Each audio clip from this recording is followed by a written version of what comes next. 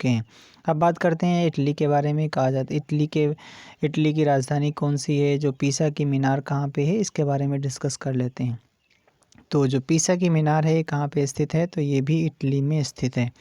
अब बात करते हैं इटली के बारे में। तो इटली की जो राजधानी है रोम है। रोम किस नदी के तट पर है, तो कहा जाता है टाइबर नदी के तट पर है। किस पर? टाइबर नदी के तट पर है।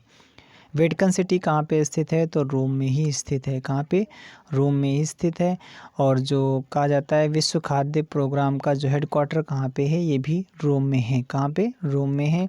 और इसे ही खाद्य प्रोग्राम को ही जो 2020 का शांति का नोबेल पुरस्कार दिया गया था।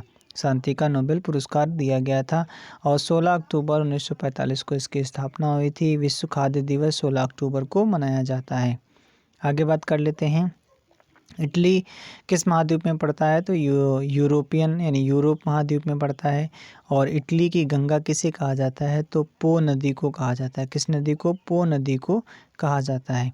ये इटली का एकीकरण किसने किसने करवाया था, तो ये थे दो लोग, यानी एक थे मैजनी और एक थे गैरिबोल्डी।